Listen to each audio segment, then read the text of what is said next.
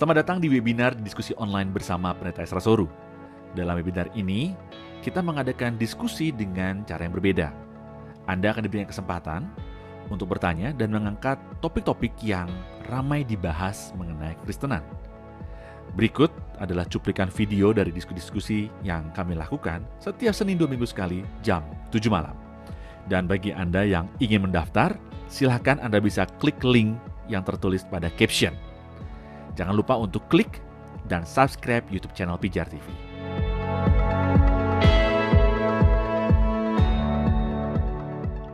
Pertanyaannya,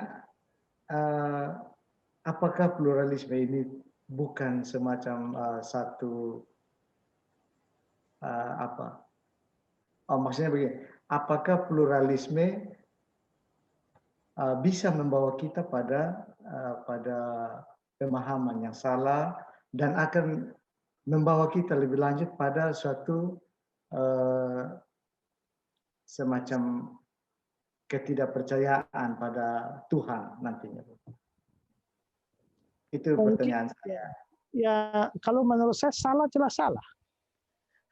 Tapi apakah membawa kita kepada tidak percaya pada Tuhan? Mungkin terlalu jauh. Mereka tetap, kalau misalnya akan tidak percaya Tuhan, itu namanya teologi hitam. Tapi itulah sebabnya disebut sebagai abu-abu. Jadi kelihatannya masih percaya Tuhan, tapi Tuhan yang seperti apa? Tuhannya John Hick, Tuhannya yang the real itu, akhirnya jadi begitu.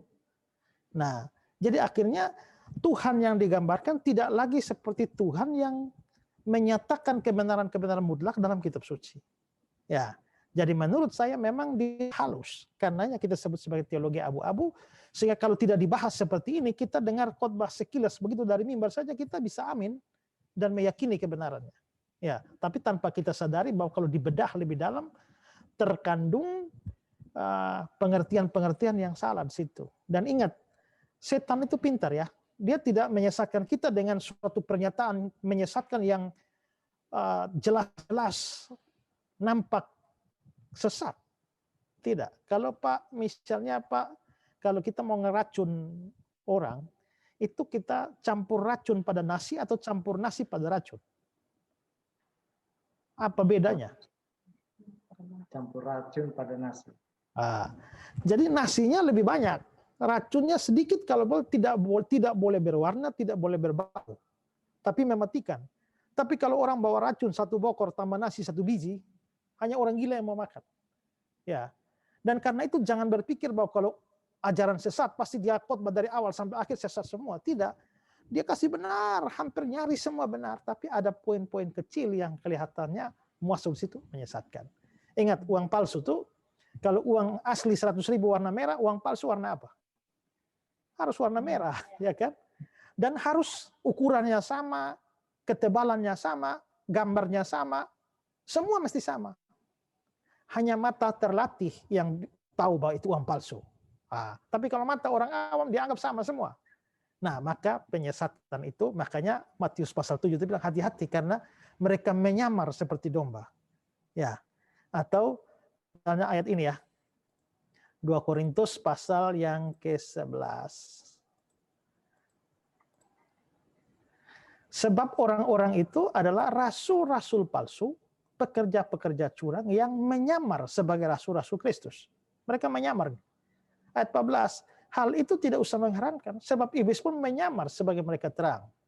Jadi bukanlah suatu hal yang ganjil jika pelayan siapa? Pelayan iblis, menyamar sebagai pelayan kebenaran. Karena mereka itu rasul palsu, tapi mereka menyamar, maka kelihatan sebagai rasul Kristus. Karena mereka itu pelayan-pelayan iblis, tapi karena mereka menyamar, maka kelihatan sebagai pelayan kebenaran. Maka kita bisa hormati dia, kita bisa panggil dia, hormat dia, Pak Pendeta, kita hormat luar biasa, tapi sebenarnya itu pelayan-pelayan iblis, bukan pelayan kebenaran. Nah, karena itulah kita memang perlu jeli, berhati-hati dengan semua ini. Ya.